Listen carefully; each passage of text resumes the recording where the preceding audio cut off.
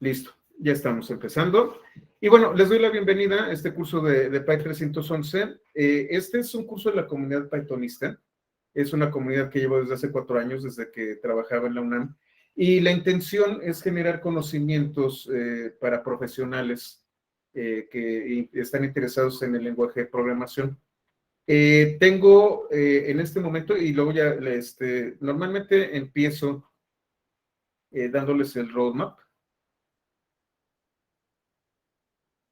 Por cierto, esta sesión es introductoria. Normalmente también hay mucha gente que se inscribe al último minuto y les doy chance de que en la segunda sesión se pongan al día. Tengo un roadmap. Espero ya el próximo año tener mucho más avance. La comunidad se llama Pythonista. Es una marca registrada a mi nombre aquí en México, en Estados Unidos y en España. Y la intención es generar una comunidad de profesionales. Esto implica que hay que generar contenido de alta calidad en español, y es lo que he estado haciendo durante los últimos 4 años. En este momento tengo varias ramas, varias series. La serie 100 es el lenguaje de programación Python, y tengo hasta este momento estos 4 cursos. Viene seguramente por ahí de febrero uno de Python avanzado. Vamos a ver el tema de algoritmos y estructuras de datos, que también es muy necesario. Introducción a las bases de datos relacionales. Yo creo que este va a venir antes que el de algoritmos. Patrones de diseño, que también ya estamos sobre ello. Y este todavía lo estoy dudando, que es desarrollo de interfaces gráficas con tkinter y Kivy. Estoy todavía pensando si lo dejo o no. La serie 100 trata sobre el lenguaje Python y sus aplicaciones básicas. Entonces, cuando hablamos de algoritmos, cuando hablamos de estructuras de datos, de bases de datos relacionales básicas, ahí es en donde vamos a estar trabajando. Una vez que nosotros terminamos la serie 100, viene la serie 200. La serie 200 es aplicaciones web y redes. Tengo Py 201, que es introducción a Django. Este ya está totalmente listo, e inclusive lo van a encontrar en YouTube. Tengo este de Py 211, que son aplicaciones avanzadas con Django y React. Estoy muy seguro de que voy a eliminar este. Luego tengo Py 221, que es introducción a Flask, que este lo tuvimos hace algunas semanas. Está muy bonito, me gustó mucho. De hecho, por eso voy a hacer darle preferencia a Flask. Voy a cambiarlo. Ahora Flask es el que va a hacer el desarrollo web, no tanto Django. Y terminamos, de hecho ya le voy a colocar la palomita. Justamente el viernes terminamos oficialmente, y todavía tenemos 1 hora mañana para diseño y desarrollo. Las pruebas no se vieron, y de hecho así fue como se anunció. Diseño y desarrollo de APIs con Python. Este terminó el viernes. Los apuntes todavía están un poquitito verdes. Necesito madurarlos, pero el hecho es que ya están disponibles. Vamos a hablar de programación para redes, en donde vamos a hablar de cierto tipo de temas que tienen que ver ya directamente con redes, no con aplicaciones web. Técnicas de web scraping, también ya lo voy a soltar el próximo año. Tenía dudas éticas, pero ya lo expliqué. Y la serie 300 es en la que estamos trabajando.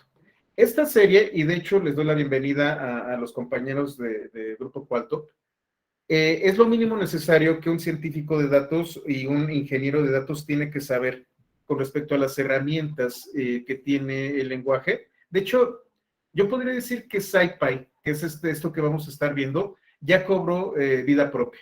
Sí, efectivamente está desarrollado en Python, pero ya es utilizado como una especialidad del lenguaje. Entonces, vamos a trabajar con esta serie. Esta serie es la que más me gusta. De hecho, pienso desarrollarla, nada más necesito tiempo. En donde hablamos, de Py 301 es prácticamente una embarradita de todo. Py 311 es una introducción muy, muy fuerte. De hecho, yo diría que bastante exhaustiva a los temas de NumPy, de Pandas y de Matplotlib. Es un curso pesado, es un curso bastante fuerte, pero es una introducción bastante completa respecto a lo que podemos hacer de entrada con las herramientas básicas. Y decir básicas, de verdad, es un decir. Son herramientas increíblemente potentes. Py 321, que es matemáticas discretas, este es el que va a dar un cambio a esta serie. Antes la serie 300 hablaba de herramientas. En este momento decidí que la serie 300 va a hablar sobre matemáticas y lo voy a estar trabajando durante todo el año 2022. Tengo la serie 400, que es DevOps, en donde tuvimos desarrollo dirigido por pruebas con Python. Lo tuvimos el año pasado. Honestamente no me agradó. Voy a tener que volverlo a hacer. Aun cuando hay apuntes, los apuntes no me agradaron. Necesito pulirlo mucho más. A diferencia de Py 241, que está prácticamente listo, lo único que tengo que hacer es llenar algunos huecos conceptuales. La serie 400 es DevOps, entonces vamos a hablar de diseño orientado a pruebas, BDD, vamos a hablar de integración e entrega continua con Python, vamos a hablar de mensajes, actores y también transmisión, utilizando, por ejemplo, PubSub y todo este tipo de cosas, aquí van acá. Esto, para las personas que vienen del grupo de estudio de Data Engineer para Google Cloud Platform, es muy importante, sobre todo en el tema de mensajes y actores. Vamos a estar trabajando mucho con PubSub. Y ya entrados en tema, la serie 500, ahora sí ya hablamos de herramientas, hablamos de Machine Learning, de análisis de flujos de texto, de técnicas de Deep Learning, análisis de flujos de medios, y muy posiblemente aquí añada algunas que van a tener que ver con la plataforma de Google Cloud. Y hay una serie que tengo un poquito arrumbada, pero que algún día voy a retomar, que es la serie 600, que es Internet de las Cosas con Python. De hecho, tengo muchos juguetitos de estos, nada más que no he tenido el tiempo, honestamente, de dar una capacitación completa. Entonces, esta es la estructura. Nosotros nos encontramos exactamente aquí. Y la buena noticia para todos es que los apuntes están disponibles. Voy a cerrar esto.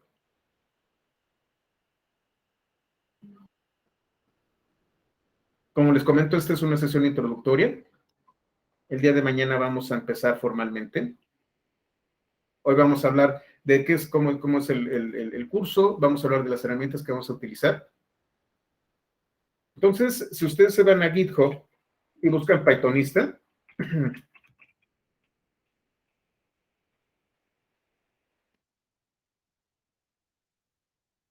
van a encontrarse con todos los repositorios de todas las series. De repente saco algún video con alguna demostración, también los apuntes y el código está aquí. Como les comento, ya en agosto de este año cumplí ya 4 años con esta iniciativa, ya está muy madura. Por ejemplo, alguien me pidió alguna vez un curso de R, aquí lo puse, fuera de todo contexto, y aquí está. Está muy bonito, por cierto.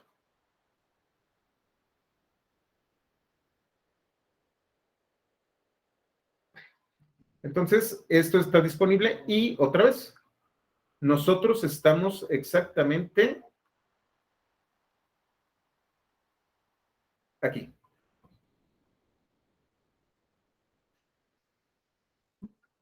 Y entonces vamos a hablar de cómo acceder al curso. Normalmente yo pongo a disposición del público máquinas virtuales.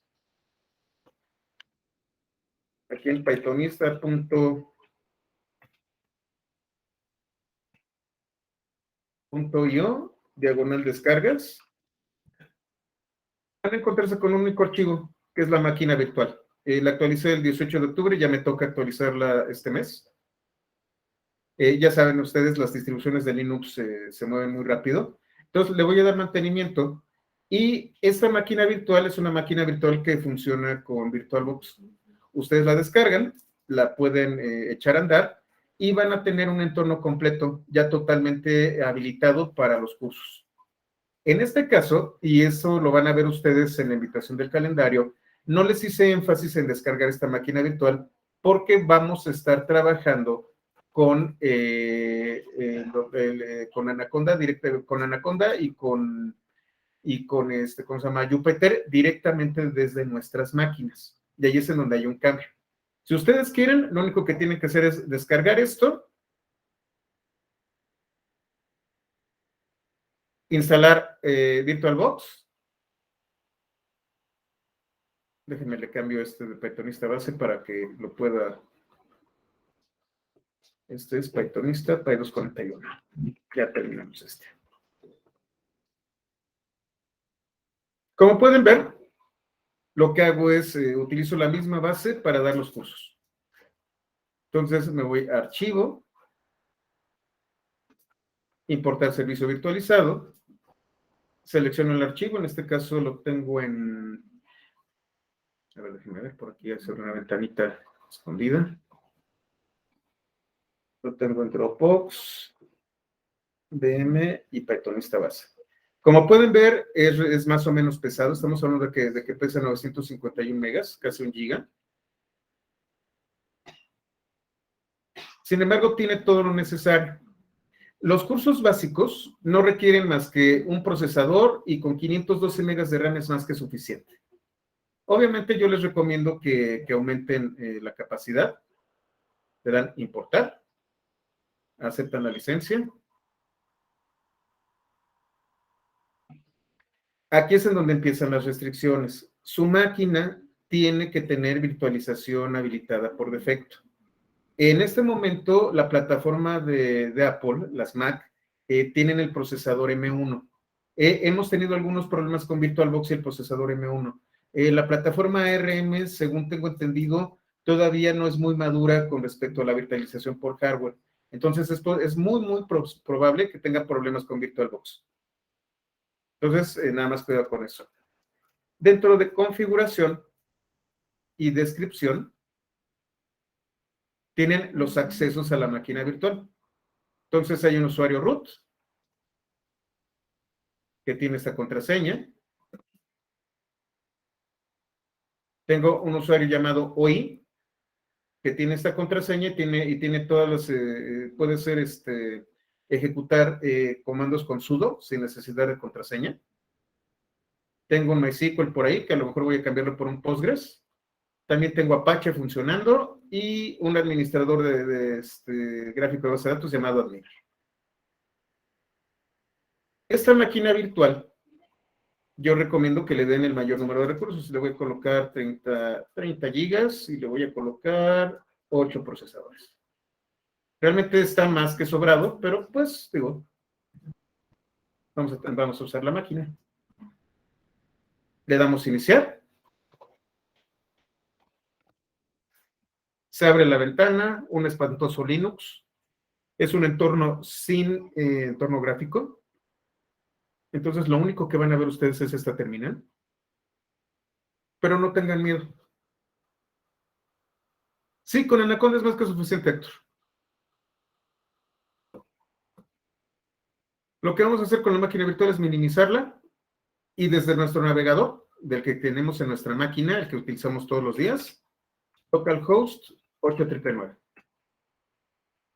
Les va a pedir una contraseña. La contraseña es Jupyter, nada más que con J mayúscula. Y se van a topar con esto, que es un servicio de Jupyter funcionando en la máquina virtual. Como les comento, esta máquina virtual ya tiene todo configurado, ya viene con Git, ya viene con las bibliotecas básicas, está prácticamente para usarse.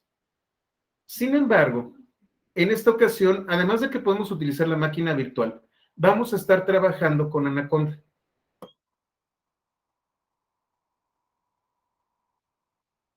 Anaconda es una distribución de Python.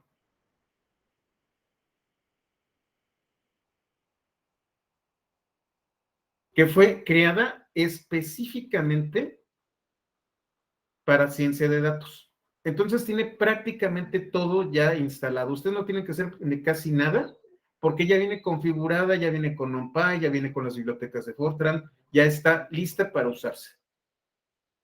Entonces, lo que yo les recomiendo es que la descarguen Como pueden ver en este caso, pues pesa casi la mitad de lo que pesa la máquina virtual. La diferencia es que ustedes lo van a instalar en su sistema. En cambio, la máquina virtual, si ustedes la riegan, simple y sencillamente borran la máquina virtual y vuelven a empezar. Entonces, lo descargan, lo instalan. Prácticamente todas las distribuciones de Linux también ya tienen Jupyter y todo esto, pero lo que más recomiendo es que utilicen Anaconda. ¿Saben qué? Denme un par de segundos. Voy a salirme un par de minutos para entrar desde Windows, para que lo vean desde Windows. Entonces, me voy a salir. No se espanten. Quédense aquí, por favor. Voy a detener la grabación un momento.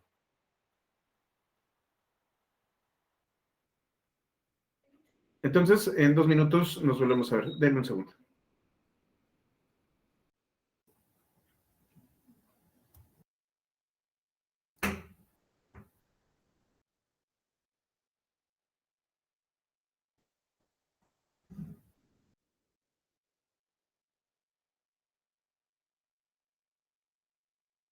No.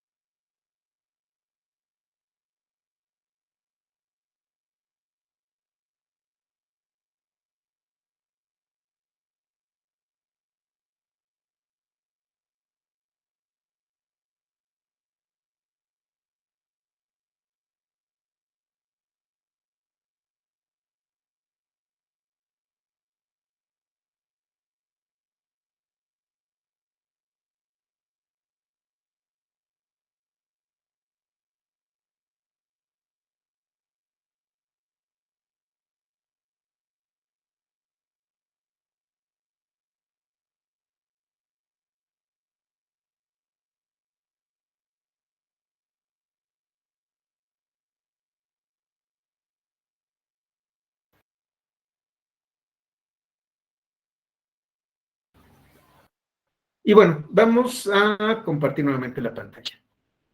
Ya estoy en este momento en mi instancia, bueno, tengo Windows, rara vez lo uso, y ahorita con Windows 11 todavía menos, pero bueno, ¿qué le vamos a hacer? Ustedes van a descargar Anaconda, lo van a instalar y van a tener dentro de su menú Jupyter Notebook. Lo que van a hacer es seleccionarlo. No se está viendo acá, déjenme me paso aquí. Sí, no se ve. Aquí está. Entonces, yo le voy a dar... Ay, ya empezó. Déjenme lo cierro porque se abre en la otra ventana. Listo. Entonces, ustedes van a buscar Jupyter Notebook. Qué frío está el hermoso, dicen. Lo seleccionan y se va a abrir una ventana como la que ven aquí. Y después se va a abrir el navegador.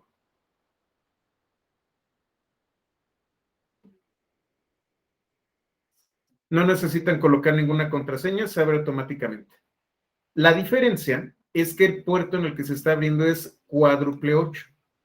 En el caso de mi máquina virtual, para evitar cualquier tipo de colisión, la redireccioné a localhost 8999. Van a tener exactamente lo mismo, nada más que con una gran ventaja. Prácticamente todas las librerías para ciencia de datos ya están instaladas. ¿Qué otra cosa vamos a necesitar? Si ustedes recuerdan, los apuntes están en GitHub. Por lo tanto, yo voy a necesitar a Git.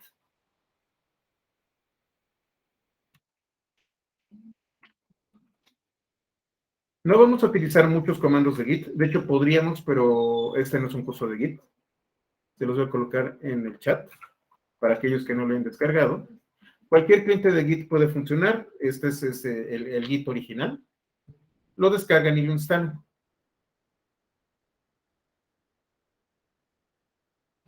Entonces, ya tenemos Git, ya tenemos Anaconda. Anaconda tiene varias cosas más. De una vez lo vemos. Aquí en todas las aplicaciones. Aquí tenemos Anaconda 3 a 64 bits. Tengo Anaconda Navigator, que no es otra cosa más que un menú. ¿Dónde anda? Aquí está.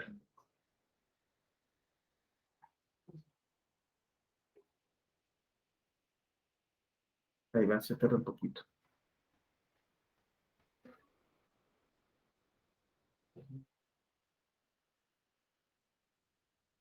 Sí, se está tardando. Aquí está. Se abre la otra ventana. Anaconda Navigator contiene varias opciones de qué es lo que, de la herramienta de Anaconda. Anaconda, como yo les comentaba, es una distribución de Linux. Por defecto, ya viene con Jupyter Lab, creo que con Qt Console, Spider, y ustedes pueden instalar Visual Studio Code. También se los recomiendo, no está mal. Incluso, ustedes pueden instalar RStudio. Como les comento, está desarrollada esta herramienta para apoyarnos con el tema de ciencia de datos. Ya hay tres lenguajes principales con los que vamos a trabajar ciencia de datos.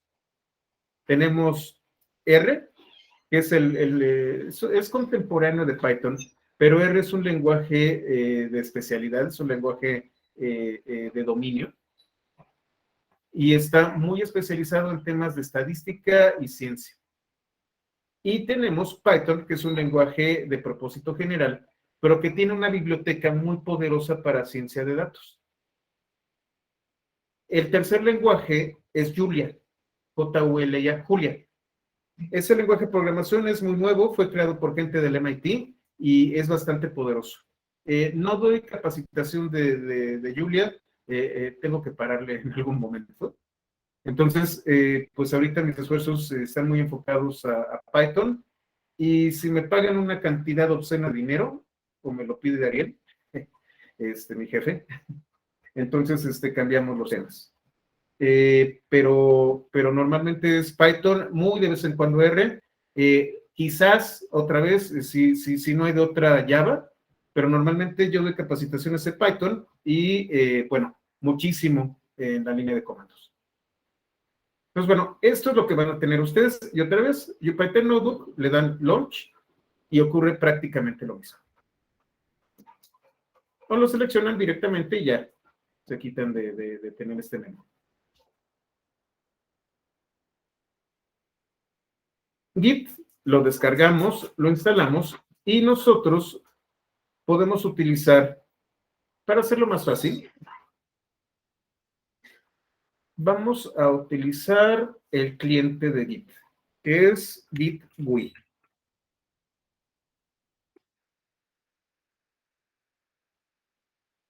Tampoco soy fan, pero bueno. Creo que no lo puedo hacer más grande. Entonces, hay varias opciones y una de las opciones dice Clone Existing Repository. Lo seleccionan y les va a pedir dónde está la fuente. Lo voy a colocar aquí. La fuente es http:// github.com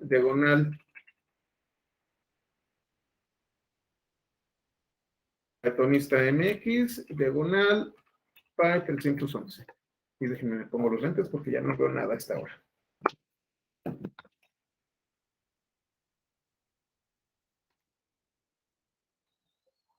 Listo. Ustedes deciden dónde lo van a colocar. Por ejemplo, yo lo voy a colocar en mi escritorio. Que es una mala práctica.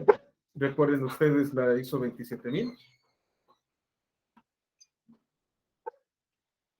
Y se va a llamar también Py 311. Y lo voy a clonar. Ah.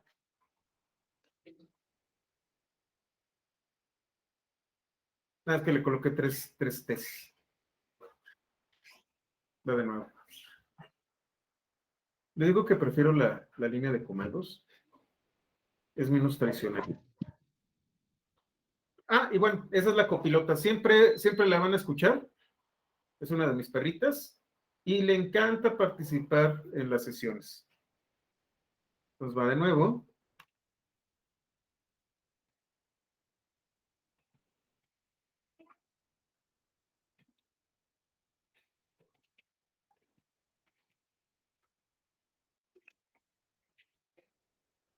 Hay 311. Directorio, voy a escoger escritorio otra vez. Voy a seleccionar esta carpeta, ¿sí? Y clone. Escritorio de Donald Pi 311, no me deja en el escritorio Pi 311. Y ya lo clonamos.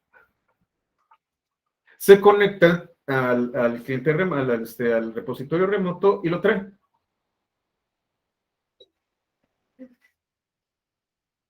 Les voy a colocar aquí la URL, ¿no? ¿Perdón? Sí, se les voy a colocar la URL. Le bajo también el volumen de mis audífonos. Ahorita todo muy fuerte. Listo. Entonces, diagonal Pythonista MX, diagonal Py 311. Porque somos elegantes. Y existe otro comando. Si ustedes instalaron Git, abren su terminal. En este caso yo tengo PowerShell. No necesitan Git Bash. Se van a donde quieren ustedes colocar su repositorio. El código, por ejemplo, es git clone y la URL.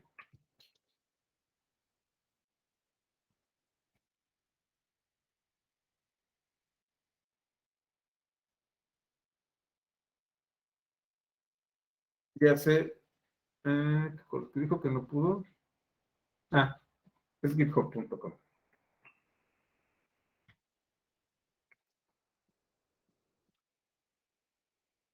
Y se trae en el repositorio. Déjenles copio la instrucción para que aquellos que gustan de la línea de comando lo vean. Lo puedes descargar en cualquier parte, Jay. De hecho, no hay problema si lo utilizas desde la terminal de Jupyter, pero no nos adelantemos. Abran cualquier terminal. Puede ser la de Jupyter, pero ahorita hablamos de esa terminal. Entonces, lo instalan y ya estuvo. Ya lo tienen ustedes.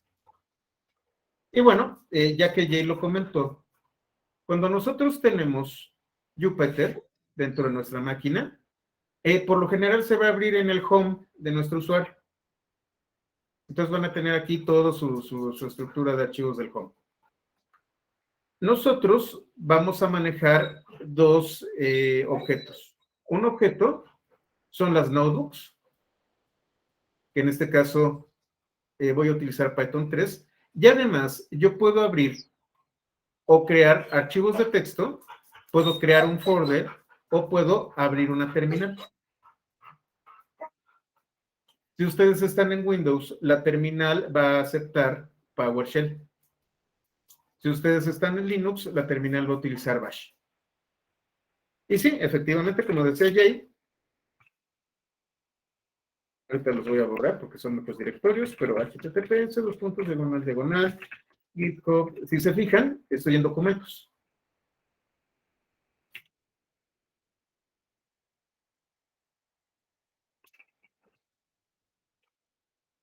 File 311. Otra vez, clona. Para salirme de aquí le doy exit. Se cierra la terminal y cierro la ventana. Ahorita les voy a platicar de las características de Jupyter, que es parte de la primera sesión. Cuando nosotros utilizamos Jupyter, lo que vamos a estar utilizando primordialmente, sí tenemos terminales, podemos crear documentos de texto, pero las notebooks son lo importante. Y para eso voy a crear una nueva notebook. Le doy New. Aquí dice Notebook y dice Python 3. Una de las ventajas que tiene Jupyter es que maneja lo que se conoce como un kernel.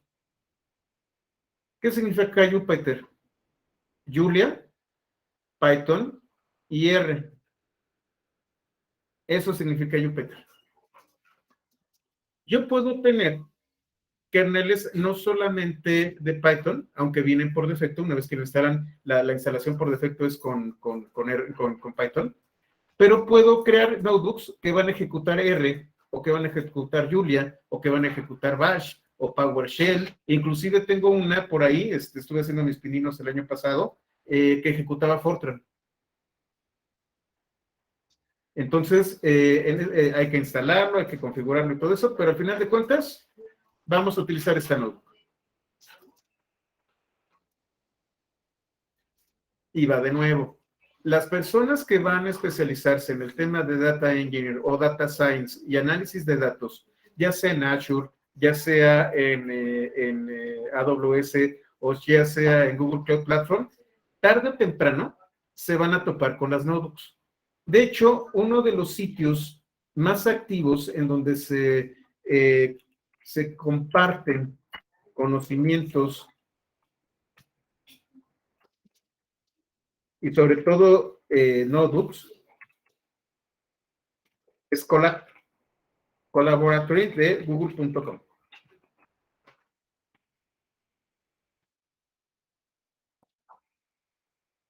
Es con una sola L.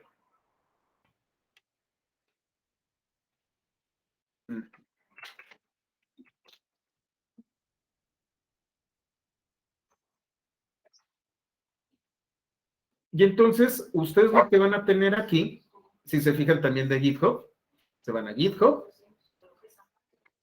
https://github.com, pythonista.mx,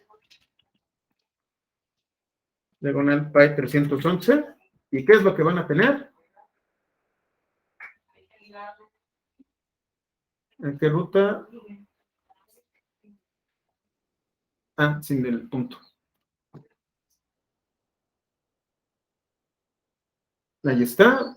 Tengo la master y la devel. Vamos sobre la master.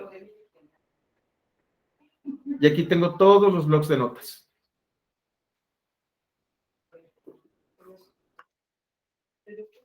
Puedo tomarlos de Google Drive o puedo subirlos. Y lo único que necesito es seleccionarlos. Y entonces, en línea, sin instalar absolutamente nada, obviamente con su cuenta de Google, tienen los apuntes.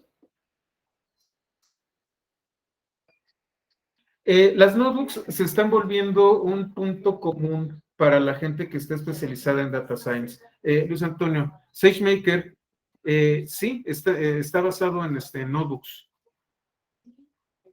Sí, también para Composer, también tenemos un Composer en GCP. Entonces, sí, las notebooks se están volviendo un punto común. Otro de los grandes orgullos es que el proyecto es de un latinoamericano. De hecho, es otro colombiano. Los colombianos están haciendo cosas muy interesantes y muy importantes.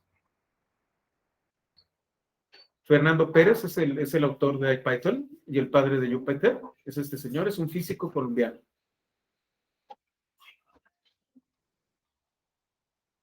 Es todo un orgullo.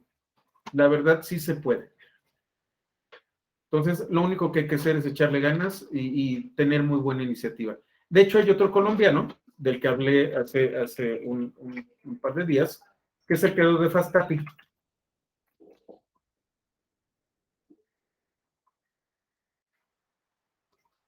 Sebastián Ramírez.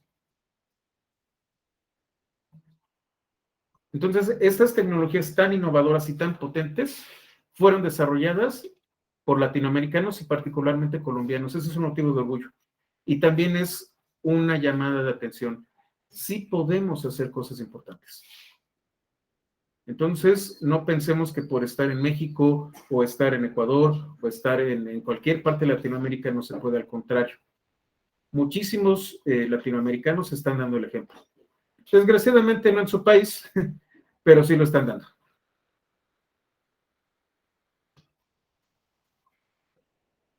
Entonces, bueno, estas son las notebooks. ¿Y cómo funciona una notebook? A través de celdas. Las celdas pueden contener código. Ahí es donde entra el kernel. Yo puedo darle run o shift enter y se va a ejecutar la pieza de código que yo tengo aquí. Va a aparecer un número y yo lo puedo utilizar como referencia. Pero bueno, lo importante es que yo puedo ejecutar código. Cuando aquí dice code, significa que esta celda es de código. De hecho, tiene una característica particular. Si yo selecciono la parte exterior de la celda y le tecleo Y, es código. Si yo le tecleo M, se va a volver Markdown. Es otro pues, lenguaje que se está volviendo la lengua franca de muchas cosas. Seguramente muchos readmes los han visto con la extensión .md. Markdown es un lenguaje de markup. Digamos que es un primo de HTML.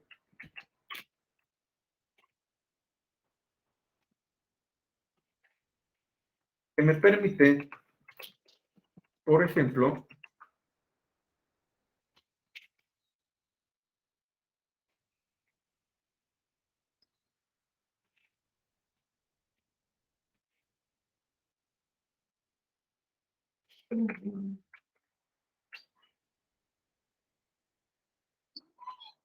creo que es así.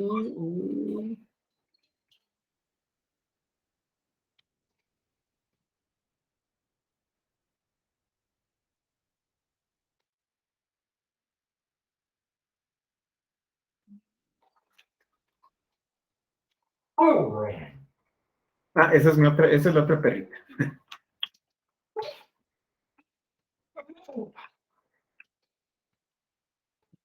También me permite meter LaTeX dentro de las mismas celdas. Entonces yo puedo colocar ligas así y tengo hipervínculos. Puedo utilizar estos símbolos para denotar código. Puedo escribir en LaTeX.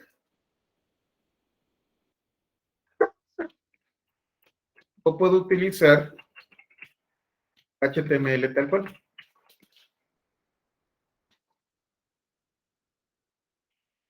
Y cuando yo le doy Shift Enter o Run, se renderea, se despliega el contenido.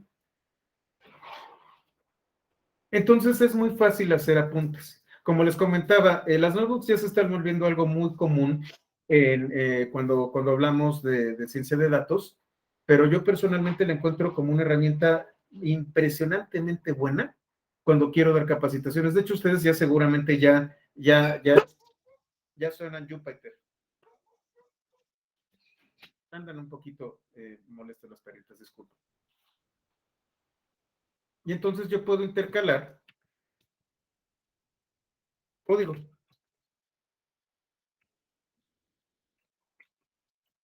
Y por ejemplo, aquí voy a colocar, no sé, x igual a 2. Primero, para añadir celdas es este signo de más.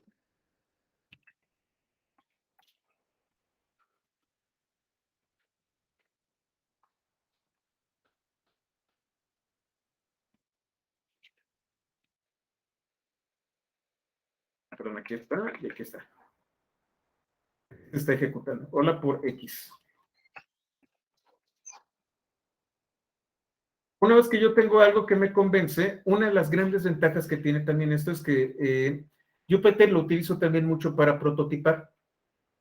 Yo coloco el código, veo que funciona y lo que hago después es File, Download As, por ejemplo, aquí Python, guardo el archivo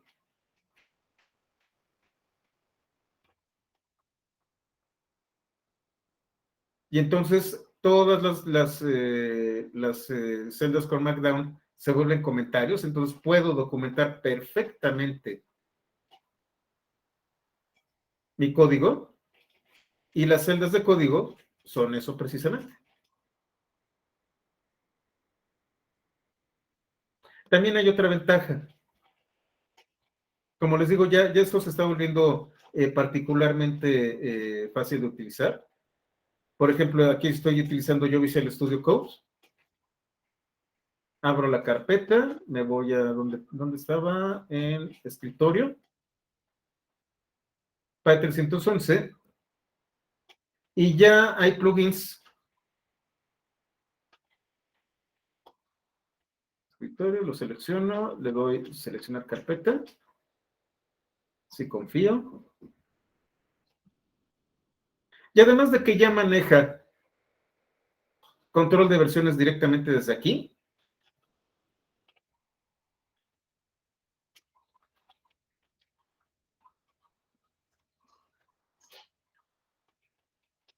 también puedo ver las notebooks de Jupyter directamente desde Visual Studio Code.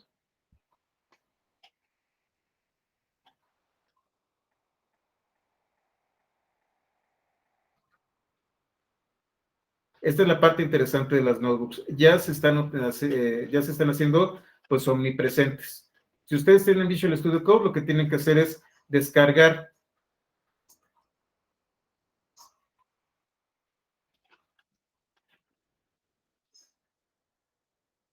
el soporte de Jupyter Notebook y ya lo pueden utilizar.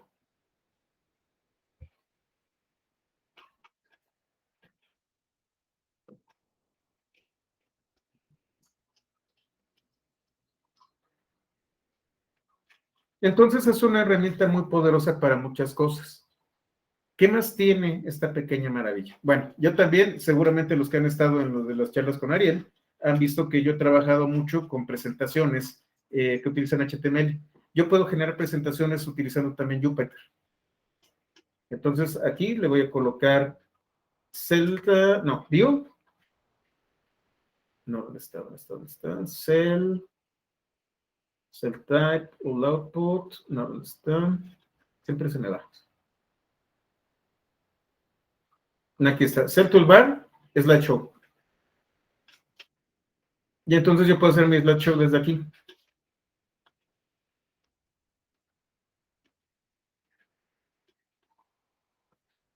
Lo descargo como reveal.js.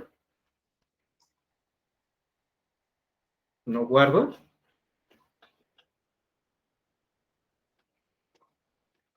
Y ya tengo una presentación.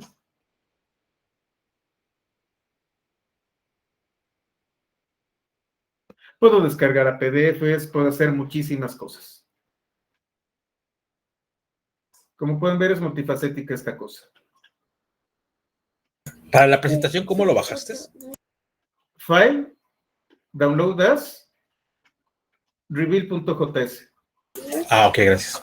Reveal es un framework, ya saben, como a la gente de Java, de JavaScript le encanta hacer frameworks. Es un framework para presentaciones.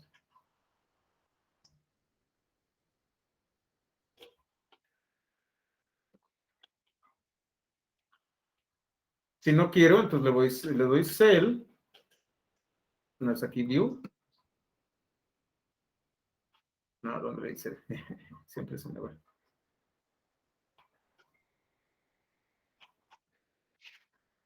¿Dónde lo puse? Ahí se me va. Ah, sí, aquí está. Le voy a colocar, por ejemplo, no. Y entonces ya vuelve a su forma original. Entonces es muy cómodo trabajar dentro de esta herramienta. La verdad la recomiendo mucho. Es muy poderosa y es con lo que vamos a estar trabajando durante pues muchos cursos. Ya cuando hablamos de desarrollar código en forma, entonces ya utilizo Visual Studio. Pero normalmente todos los apuntes utilizo Jupyter. ¿Qué otra cosa tiene de importante? Tiene comandos mágicos. ¿Qué es un comando mágico?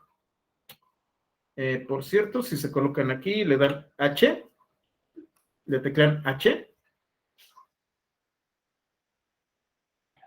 les da la ayuda.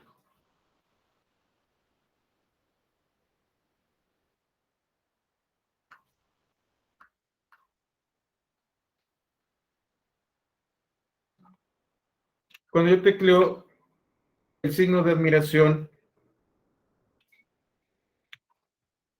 ejecuto un comando del sistema, el signo de admiración le está indicando a Jupyter que este comando no va a ser para el kernel de Python, sino que va a ser para el sistema operativo.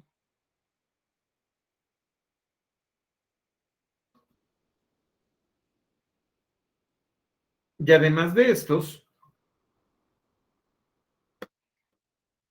yo tengo los comandos mágicos. Déjenme los busco.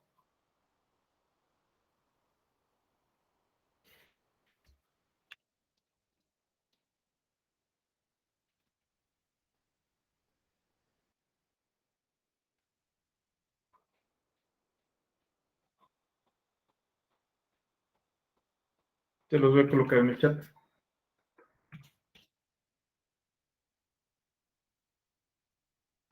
Y entonces tenemos comandos mágicos.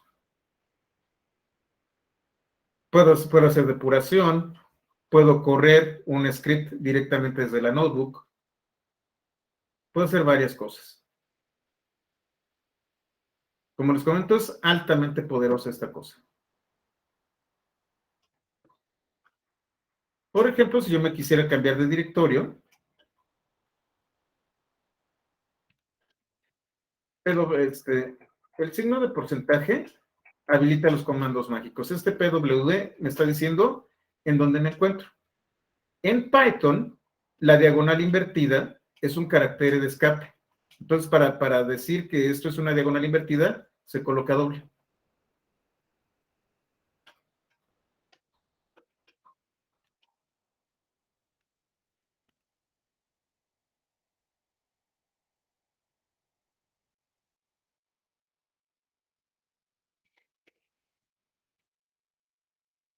Ya me cambié de directorio.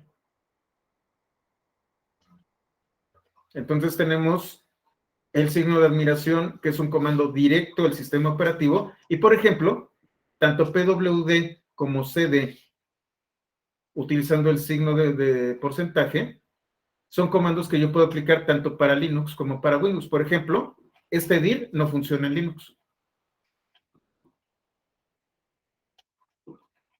Y en cambio aquí sí funciona. Sería un ls, ¿no? Algo así. Es un ls, efectivamente. Entonces, es con lo que vamos a estar trabajando. Esta es la herramienta primordial con la que vamos a estar trabajando. Y nuevamente, la buena noticia es que cuando ustedes instalan Anaconda, instalan absolutamente todo lo necesario. Y ahí es en donde viene un poco hablar sobre Python desde el punto de vista de cómputo científico y análisis estadístico. Existe un proyecto, y vamos a empezar. Como les comento, esta sesión es totalmente introductoria, y vamos a hablar del capítulo 1, siempre es introductorio. Me voy a mi escritorio. ¿Dónde está mi escritorio? ¿Cómo me choca Windows? Disculpen ustedes. Creo que lo tengo también en código. Entonces me voy a... aquí está. No, ¿dónde está? Bueno, aquí está en P241. Ya no, es 311.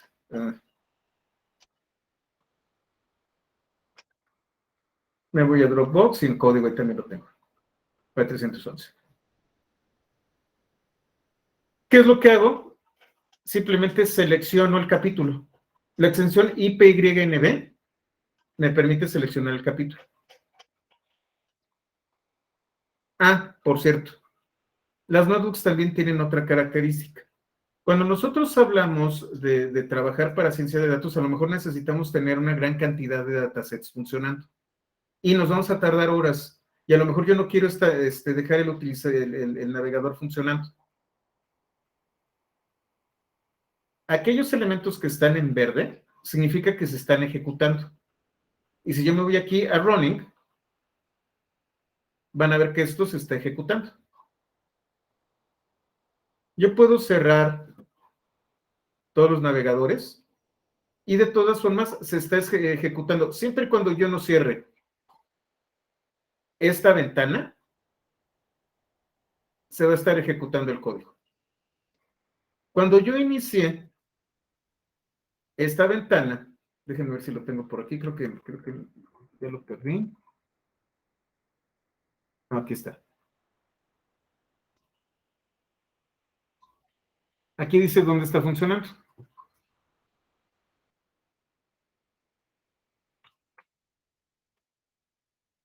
Puedo retomar, me voy a running y recupero la notebook o la terminal. Y no solo eso, sino que no se apaga, sino que se ejecuta. Entonces, ese proceso que puede tomar horas, yo puedo cerrar el navegador y siempre y cuando no cierre esto, va a estar en ejecución. ¿Cómo detengo yo una notebook? File, close and hold. O de repente se queda en el viaje la notebook, de repente estoy haciendo una operación y de repente hay un error y no puedo trabajar. Este botoncito va a interrumpir el kernel. Lo que va a hacer es apagarlo y volverlo a prender. Aquí en kernel, interrumpo, reinicio, limpio todas las salidas de mis celdas y reinicio el kernel, es decir, todas las operaciones que estaban numeradas se pierden. Toda la memoria, lo que estaba en memoria también se pierde y comienzo con un intérprete totalmente nuevo. Y con shutdown lo voy a eliminar. Si yo tuviera instalados otros kernels, podría cambiarlos aquí. Déjenme ver si tengo una máquina virtual aquí que funcione.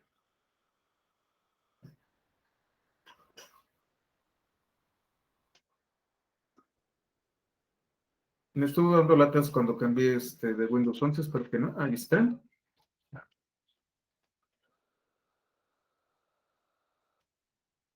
Estoy utilizando VirtualBox.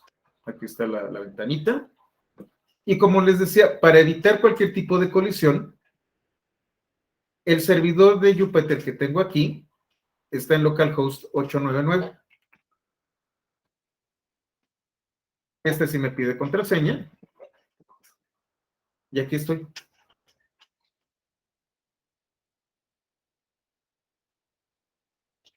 Yo puedo también manejar clústeres de cómputo. Esta es la parte interesante también de Python y de Jupyter. Puedo generar clústeres de cómputo paralelo. Entonces puedo consolidar un grupo de servidores que van a estar procesando.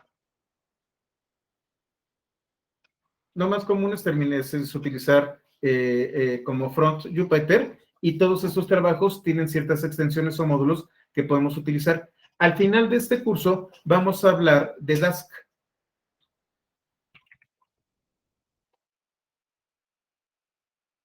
Dask me permite generar cómputo paralelo.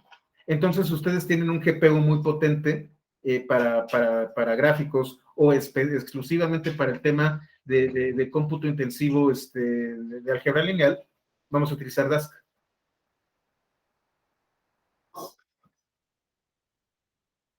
Eso va a ser el último capítulo, según me acuerdo. Y entonces yo puedo tener en cuádruple 8 esto que está en Python, perdón, que está en Windows, y en 8 triple 9 esto que está en Linux. La terminal es distinta. Y hay otra cosa que a lo mejor se dieron cuenta. La máquina virtual tiene configurados dos kernels. Si yo utilizo el de Bash, esta terminal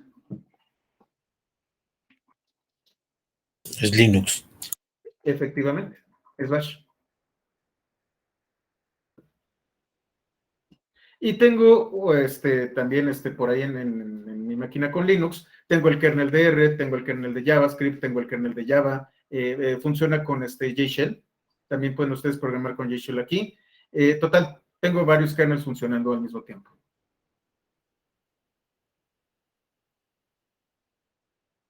Y bueno, entremos en materia. Me voy a salir ya de aquí. Para cerrar la máquina virtual, enviar señal de apagado y aceptar. Y se apaga la máquina virtual. Entonces, vamos a hablar sobre el proyecto SciPy. Existen muchas herramientas para el tema de cómputo científico y análisis especializado. Seguramente muchos de ustedes conocen MATLAB o SPSS de IBM o Matemática, que es muy utilizado en la comunidad científica. Obviamente, estas herramientas son muy poderosas, muy recomendables, pero cuestan. Y cuestan bien. Estamos hablando de que una licencia de MATLAB debe andar por ahí de los $1,000. De hecho, hasta ni les dicen el precio, tienes que solicitar el presupuesto. Y bueno, de matemática no se habla y de SPSS, ¡újule! Son herramientas que me permiten hacer muchísimas cosas con estadística y cómputo científico. Sin embargo, existen contrapartes de código abierto, es decir, ustedes pueden acceder al código, obviamente no les voy a hablar de las 4 libertades, y ustedes las averiguan, pero, por ejemplo, yo tengo Octave.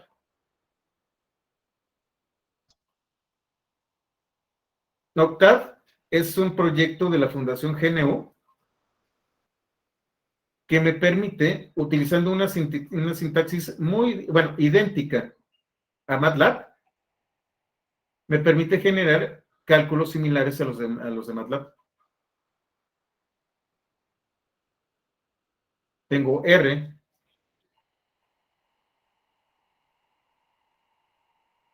que es el lenguaje por excelencia. Si ustedes buscan bibliografía de hace 3, 4 años que tenga que ver con Deep Learning o Machine Learning o cosas así, muy rara vez, de 4 años hacia atrás, van a encontrar bibliografía de Python. De 4 años para acá ya se equilibró y en estos momentos pues están compitiendo en cuestión de la bibliografía. Pero si nosotros hablamos de Machine Learning, hablábamos de estadística aplicada y cosas así, el lenguaje de programación era R, que es de código abierto. Por cierto, normalmente me hacen la pregunta, ¿cuál es el mejor lenguaje de programación con el que ustedes se sientan cómodos? A decir verdad, ya cuando ustedes se sienten cómodos programando en general, excepto algún lenguaje rarito como Haskell o Lisp o cosas por el estilo, ya las diferencias son mínimas. Entonces pueden pasar de un lenguaje a otro sin demasiadas dificultades. Ya si se quieren meter con Haskell o con Lisp, pues entonces ahí sí, sí van a tener que estudiar un poquito porque la programación funcional y sobre todo la programación funcional pura sí tiene sus complejidades. Ahora, ¿cuáles son las diferencias que tiene Python con respecto a todo esto? Que Python es un lenguaje de propósito general y es lo que vieron ustedes con mis, ¿cómo se llama? Con las rutas que les presenté al principio. Python lo puedo utilizar para hacer un servicio web o APIs o microservicios, o puedo utilizarlo para gestionar base de datos o para hacer aplicaciones de escritorio, inclusive no muy eficientemente, pero también puedo hacer aplicaciones móviles. Y Python puede utilizar una estructura general de programación, acepta programación orientada a objetos, programación procedimental, programación funcional, muchísimos tipos de programación. Inclusive con Async podríamos hablar de programación orientada a eventos, dirigida por eventos. Tiene sus herramientas para testing, tiene automatización, podemos meterle DevOps, total, muchísimas cosas que tienen todos los demás lenguajes. La gran ventaja que tenemos es que aun cuando Python es un lenguaje de propósito general, hay un proyecto llamado SciPy y consiste en una serie de herramientas. Ay, apenas salió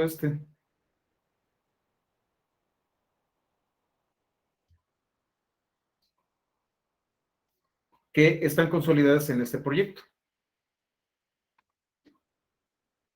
Y de hecho, un amigo mío justamente en Twitter, déjenme abro Twitter aquí en la otra pantalla y lo busco. Justamente lo acaba de comentar. Hay toda una comunidad científica que depende de estas herramientas. Déjenme ver si lo encuentro rápidamente para enseñárselos. Esta fotografía. Se las coloco aquí. Acaba de lanzarse NumPy. Estamos hablando de que tiene 13.8 millones de descargas, Matplotlib, que es el sistema, la herramienta para dibujo. Pandas, 27 millones. NumPy, 49 millones de descargas. El costo estimado de la inversión que se ha hecho es de varios millones de dólares.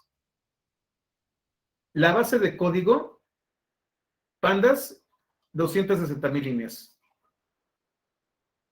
La de NumPy, 285,000 líneas.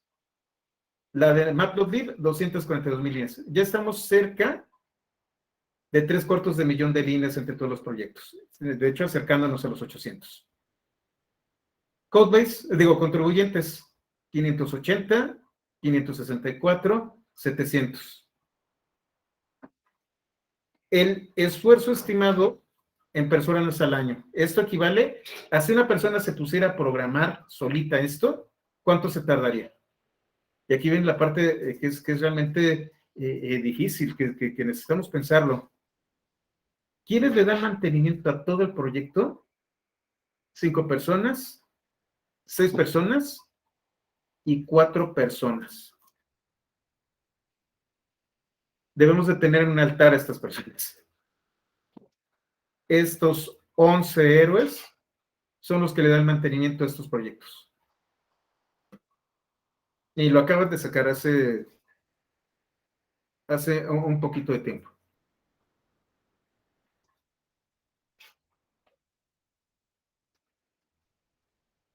Entonces, SciPy cuenta con una documentación también súper extensa.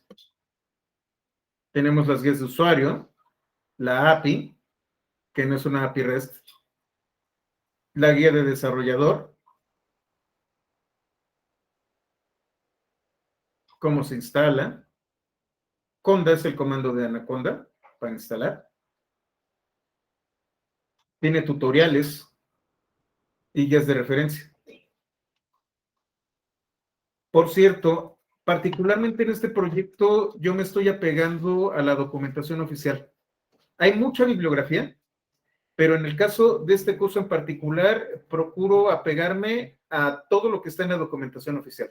No les voy a recomendar ningún libro en este curso. En otros cursos, como por ejemplo el de Django o el de Flask, sí les enseñaba libros. E inclusive en el de APIs les enseñé bastantes porque ahí venía bastante teoría. Pero en este en particular, todo el contenido lo estoy tomando directamente de la documentación. Entonces tenemos esos principales elementos. NumPy. NumPy es una biblioteca que me permite generar arreglos, tal como los conocemos nosotros en la programación orientada a objetos de C, de C Sharp, de Java. Estamos hablando de una colección de elementos que pueden ser indexables y que son del mismo tipo y que pueden tener múltiples dimensiones. Tenemos, y NumPy, y es por lo que les comentaba que nos da una gran ventaja tener Anaconda. NumPy se basa primordialmente en esta biblioteca. OpenBLAS es una biblioteca de álgebra lineal, pero está escrita en Fortran. Debajo de NumPy está, sin esta OpenBLAS, está Atlas.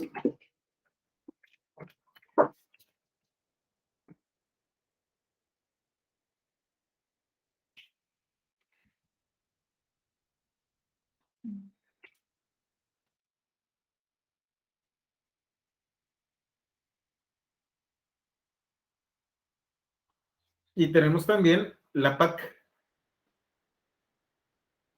Todo esto que ustedes tienen aquí es Fortran puro y prístino.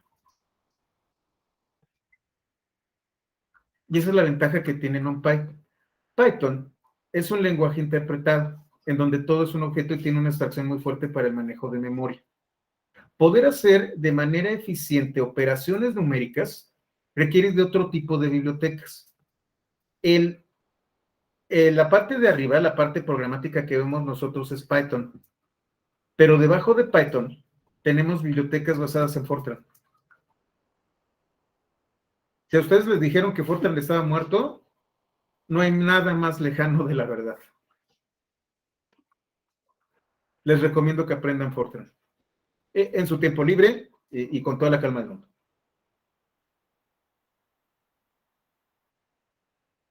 Eso, a grosso modo, es NumPy. NumPy me permite a mí generar grandes estructuras de matrices que yo puedo manipular de manera muy eficiente. Es curioso, ahorita mi hijo está estudiando física y va en el tercer semestre ahí en la UNAM y todavía le alcanzo a aguantar el paso. Y prácticamente todo es pasar estos grandes problemas que tienen que ver con hoyos negros y, ¿cómo se llama? Astrofísica, relativista y cosas por el estilo, a bajarlo a un nivel de álgebra lineal, en donde lo que vamos a tener son un gran número de matrices, que podemos llamarles también vectores, que también podemos llamarles tensores, y las transformaciones algebraicas de estos elementos para poder trabajar.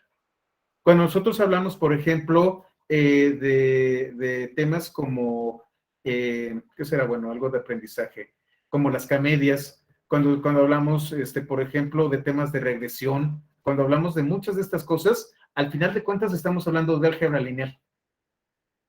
Redes neuronales, las redes neuronales al final de cuentas son expresadas como estructuras matriciales. Si nosotros sabemos entender cómo funcionan las matrices, cómo hacer que funcionen, y entendemos, y tenemos equipo capaz de modificar estas matrices masivas, entonces podemos enfrentarnos al mundo del análisis y de la ciencia de datos.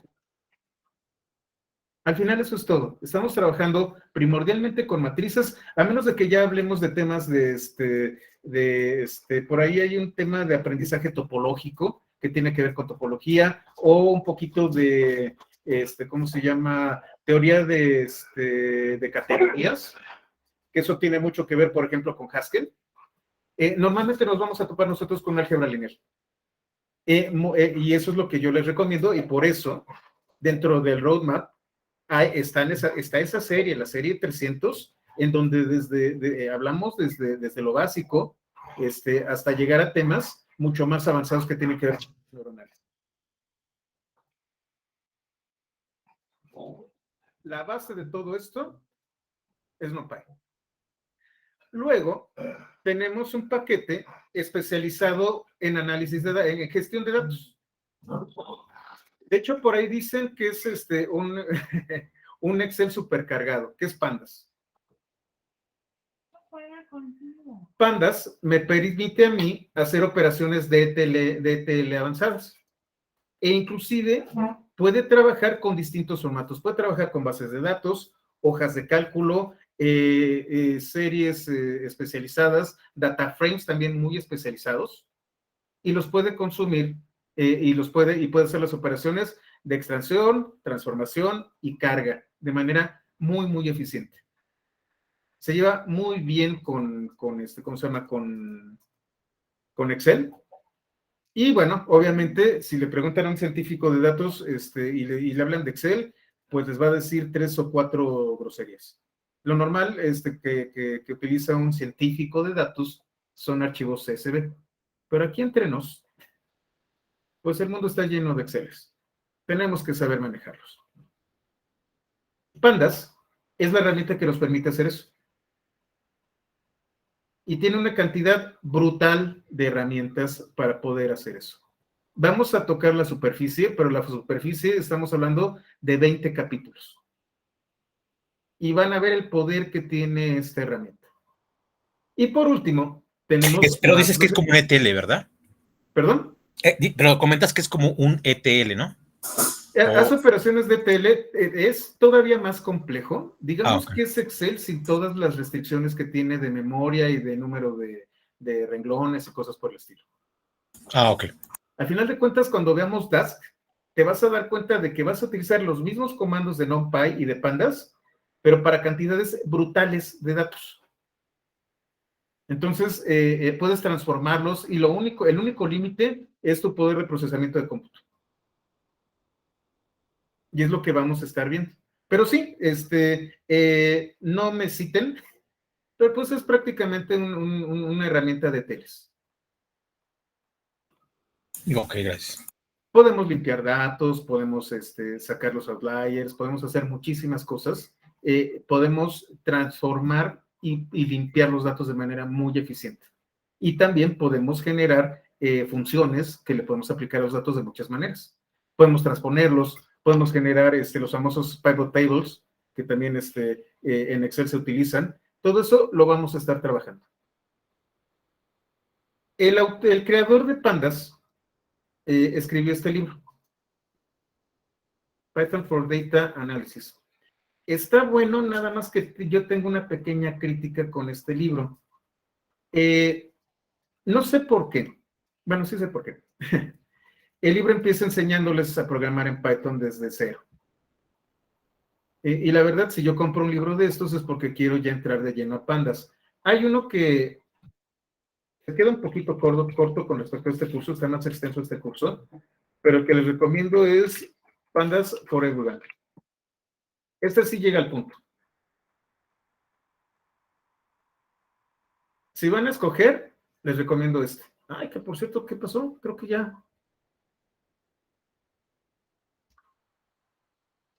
Ah, es que es Amazon. Déjenme ver en Amazon México. Pero parece que ya lo están descontinuando. Ay. Entonces cómprenlo antes de que se acabe. Este de aquí. De hecho, lo compré hace 3 años. Casi 4. Es muy, muy buen libro. Si ustedes quieren las bases, este es el que más les recomiendo. El otro está bien si no saben absolutamente nada de Python, pero este va al grano. Ahora, y aquí viene la parte interesante. Yo me puedo dar el lujo de no enseñarles Python, porque al final de cuentas lo que van a ver tiene un poquitito nada más de Python y todo lo demás son características propias de SciPy. De hecho, los tipos de datos que utiliza NumPy vienen de C y de Fortran. Y entonces se desliga por completo de los tipos de datos de Python y se enfoca en optimizar operaciones con tipos de datos de Fortran y de C. Luego tenemos Matplotlib. Matplotlib es la biblioteca especializada en despliegue y visualización de datos. Matplotlib es la base de otros proyectos. Si ustedes conocen las bases de Matplotlib, pueden extenderla a otros proyectos. La contraparte de Matplotlib es ggplot, por parte de R. Y de hecho, hay una implementación de ggplot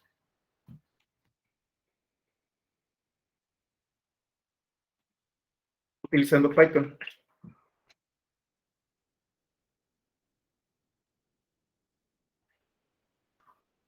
Es más, creo que tengo algo por aquí. Déjenme ver si todavía lo tengo.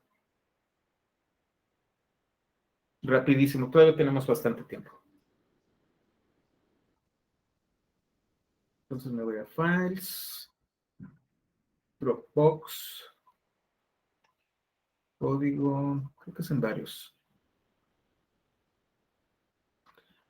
A mí no me cuentan, entonces, no lo tengo aquí, no tengo el kernel de R. Creí que lo había hecho con ggplot de Python, pero no, me fui directo con R. Normalmente una vez al mes grafico los datos del CONACYT sobre los temas del COVID. Aquí es el donde me doy cuenta si me tengo que alarmar o no. No, pero este es en R.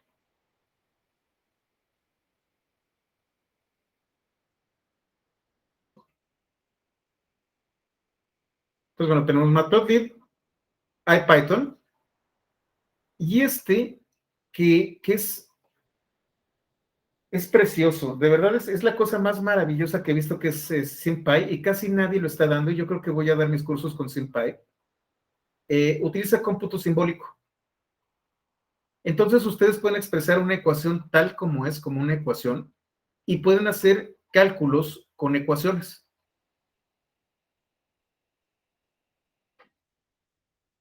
Y entonces, ustedes pueden, déjenme ver cuál sería bueno. Por ejemplo, es una herramienta de elemento finito, pero utilizando ecuaciones.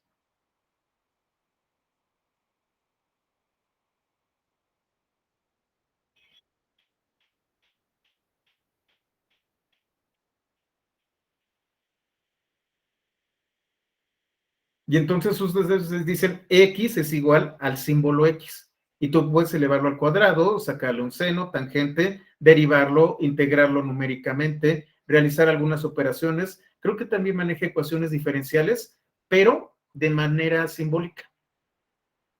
Y entonces ustedes pueden trabajar con sus ecuaciones. Otras grandototas pueden ser desarrolladas directamente desde Python.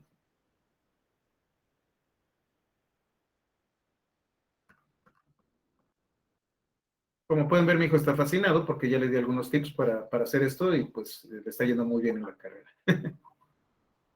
No vamos a hablar de SciPy. Este es otro tema. Yo creo que lo vamos a ver cuando hablemos de matemáticas discretas. Pero sí, me encanta SciPy. Es la cosa más hermosa que he visto. Ahora bien, este es el core. Son los componentes principales de NumPy. Sin embargo, como yo les comentaba, NumPy se puede extender. Y entonces existe una cosa llamada los scikits, los equipos científicos. ¿Qué es lo que hace la comunidad de NumPy? Empieza a buscar los repositorios en donde se encuentran diversos proyectos de Python. El repositorio más grande se llama PyPy.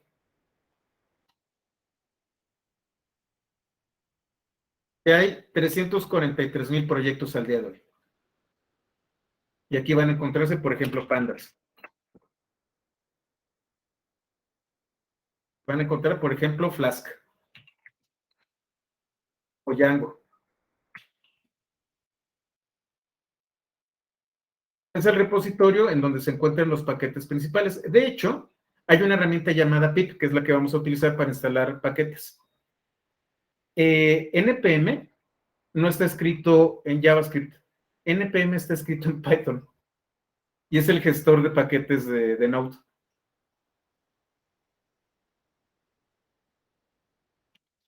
Y está muy basado fuertemente en pip. Creo que ya lo pasaron a JavaScript, déjenme ver. Pero originalmente estaba escrito en Python.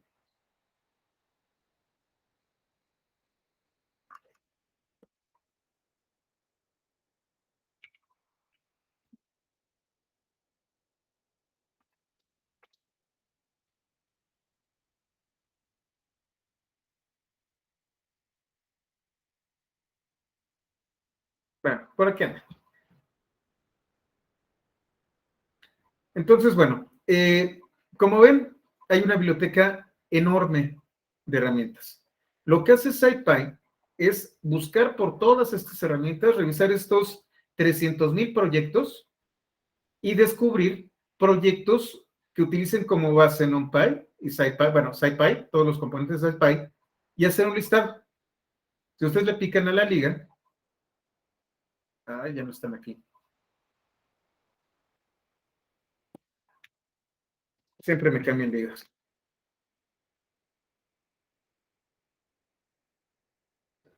Aquí está, les voy a colocar la nueva liga. Que utilice SVN. Uy, qué viejito está esto.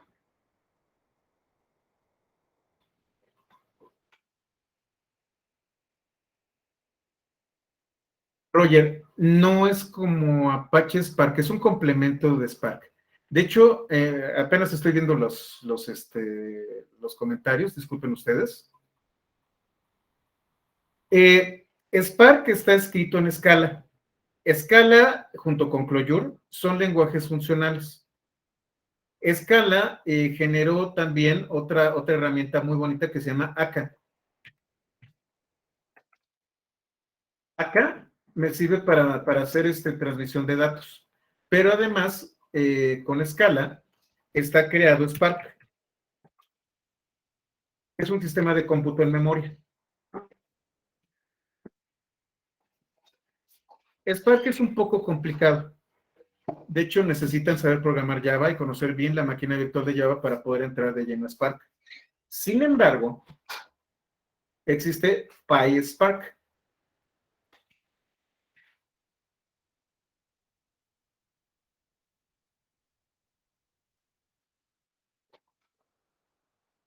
Que es una interfaz de Spark para Python. Otra vez, los que vamos a estar en data, yo creo que, bueno, al menos de pasadita lo vamos a ver.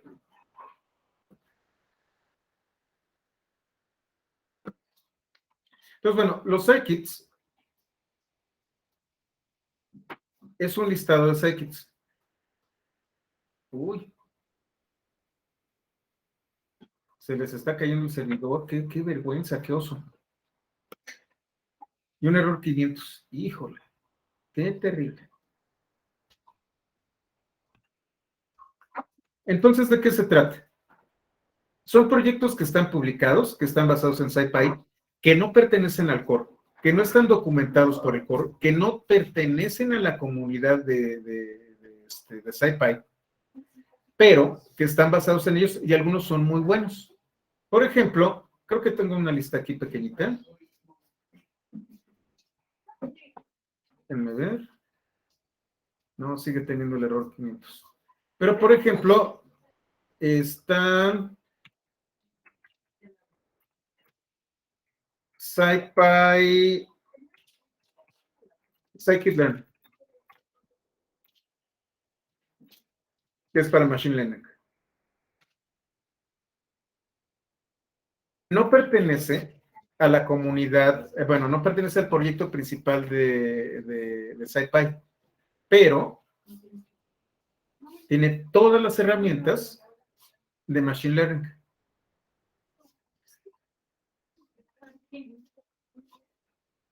Está construido a partir de NumPy, SciPy y Matplotlib, pero extiende las funcionalidades para herramientas de Machine Learning. La base siempre va a ser SciPy, NumPy, Matplotlib. Si ustedes entienden estas bases, la vida se les va a hacer mucho más sencilla cuando ya entremos a estos temas, porque vamos a entrar a estos temas. Tenemos, por ejemplo, que otro SciPy. Tenemos uno de manejo visual.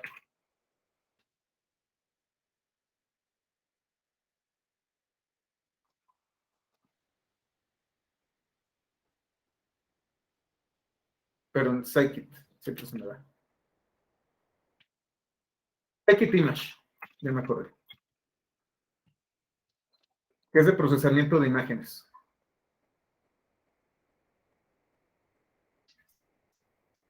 Y entonces pueden utilizar filtros, convertir en arreglos las imágenes, total. Está bien, bien bonito. Es para procesamiento de imágenes. Y por último, Scikit-bio.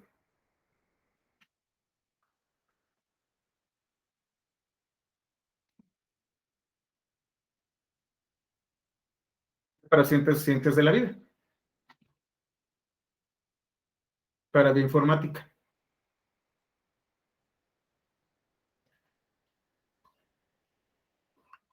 No pertenecen a SciPy, pero son herramientas que fueron construidas a partir de SciPy y están en esta lista que no pudimos ver.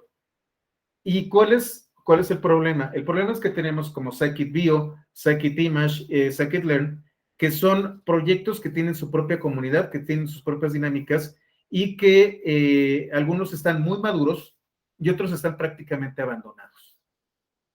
En cambio, cuando hablamos del core de SciPy, estamos hablando de una gran comunidad. Ya vieron que hay pocos gente que lo mantiene, pero hay una comunidad muy fuerte desarrollándolo y documentándolo. Siempre vamos a encontrar documentación actualizada, vamos a encontrar arreglo de errores, vamos a encontrar optimización y vamos a encontrar a gente que nos puede responder las dudas.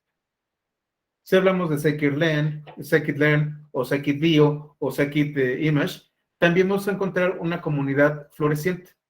Pero hay otros Scikits, que luego los veremos, que no tienen tanto empuje y que a veces pueden ser abandonados. La calidad de los Scikits es variable. La calidad de SciPy es siempre la misma. Y bueno, a partir de esto, por ejemplo, tenemos un proyecto que también seguramente voy a dar un cursito por ahí, que se llama Bokeh, que es una biblioteca para desplegar en web, que está basada en Matplotlib. El que sí vamos a ver, por ejemplo, va a ser Seaborn,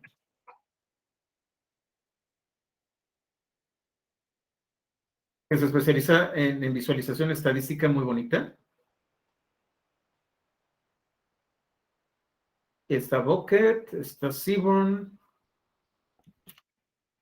está Dash, no Dask, sino Dash. Y no tiene que ver con los criptos.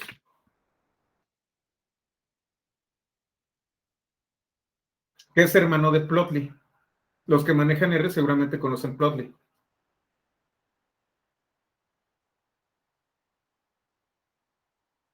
Plotly es un framework que funciona tanto para R como para Python. Y utiliza Dash como biblioteca.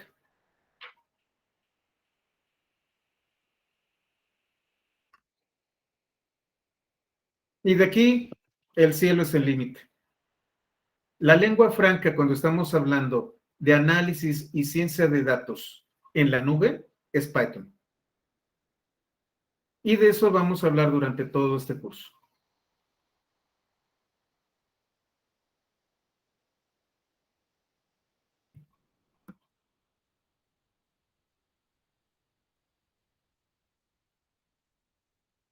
Tenemos los scikits. ¿Y cómo se instala? Si ustedes tuvieran que instalarlo directamente desde Python, sería pip install numpy, scipy, pandas y matplotlib.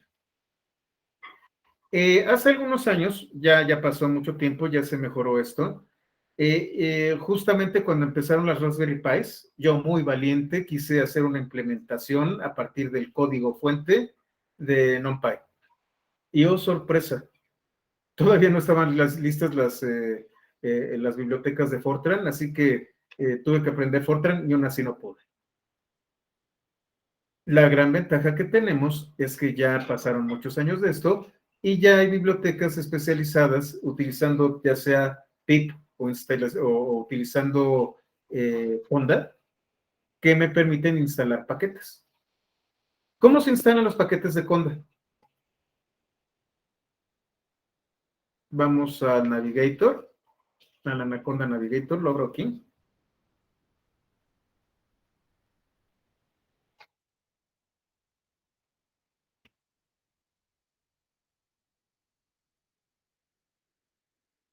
Una de las ventajas que también tiene Anaconda es que puede manejar entornos virtuales.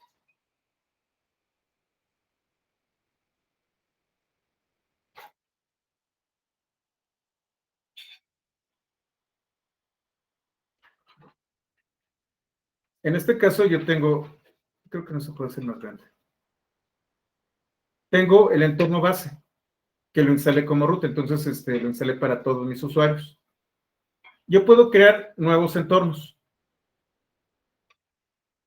Yo puedo decirle create y genera un entorno aparte con una biblioteca aparte. Aquí tengo todos los paquetes que ya están instalados.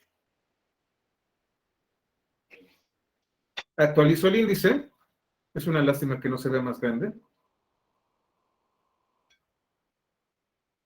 Y me dice cuáles se pueden actualizar.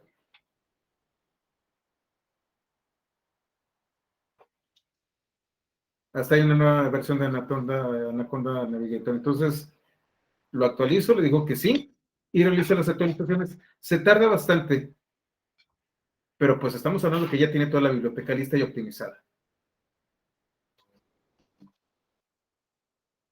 Y esta es toda la biblioteca base que tenemos instalada. Aquí se instala.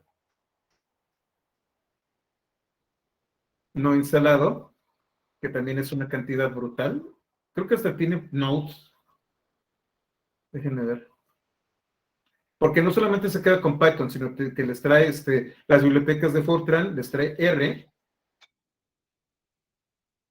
También hasta Java tiene el JDK. Por aquí debe tener a Julia. No, JUnit lo tiene. Bueno, como ven, tiene un montón de bibliotecas. Yo puedo buscar un paquete, por ejemplo, Seaborn, que ya debe estar instalado.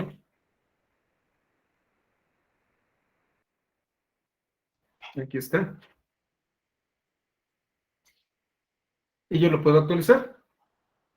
En este caso creo que esté actualizado correctamente.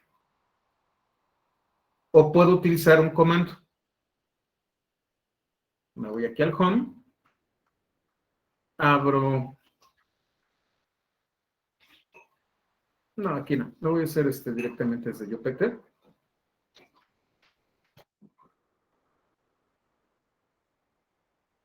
Abro una terminal.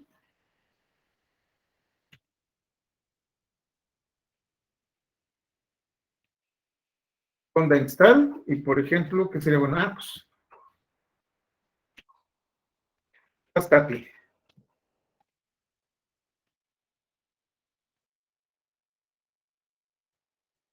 Ese Canda busca dentro de todo su repositorio, calcula las dependencias. Y en este caso no lo tiene. A ver, Flask. Yo creo que sí.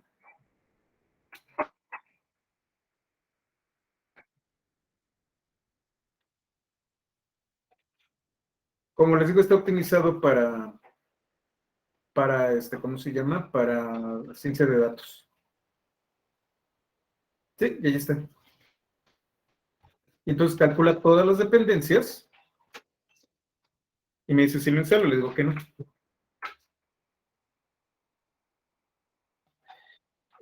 Anaconda es una herramienta muy poderosa. No la vamos a ver toda su extensión, si no me tardaría otras 2 horas.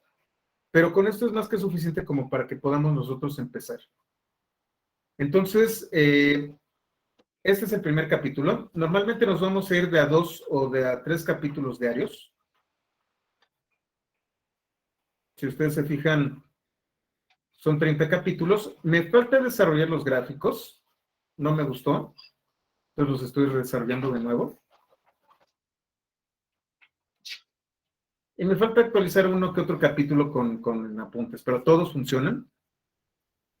Quizá alguna liga como la que vieron está un poquito, pues, chueca, pero no es culpa mía, es que cambió el sitio. Y vamos a trabajar prácticamente todo lo que tiene que ver con NumPy hasta el capítulo 8. Luego vamos a tener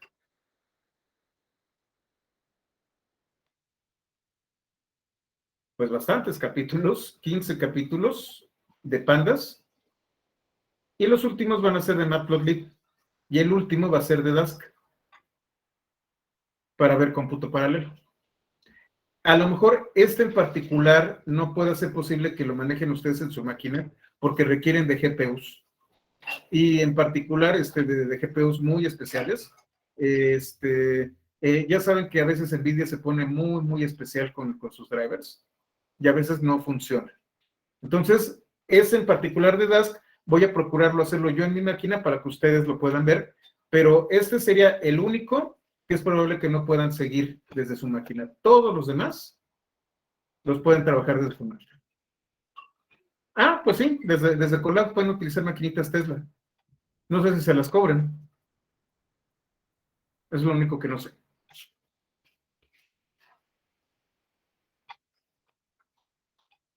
8 horas gratis. Maravilloso. Excelente. Bueno, entonces terminamos con este capítulo y mañana ya entramos con los golpes. Entonces, prepárense Realmente es muchísima información.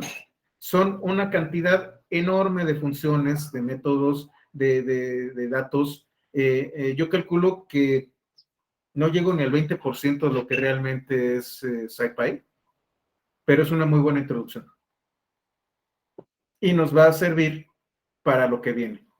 Teniendo estas bases fuertes de herramientas, entonces ya nos podemos mover a PySpark, ya podemos hablar de las notebooks que vamos a utilizar para Machine Learning y Deep Learning, vamos a hablar de MLOps posteriormente, vamos a hablar también de prototipado, de prototipado de modelos utilizando Python y meterlos dentro del pipeline de MLOps. No, creo que eso sí no lo vamos a ver.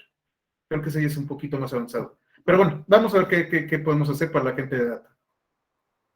Entonces, bueno, con esto terminamos. Voy a procurar tener lo antes posible los apuntes para los videos y nos vemos mañana a las 8. Muchas gracias y de verdad aprecio que estén por aquí. De verdad me da gusto verlos a todos ustedes. Hasta mañana. Muchas gracias, hasta mañana. Muchas gracias. Gracias, hasta luego. Gracias, adiós. No se olviden pasar lista, ¿eh? Recuerden, ahí ¿cómo se llama? En el... Encuesta.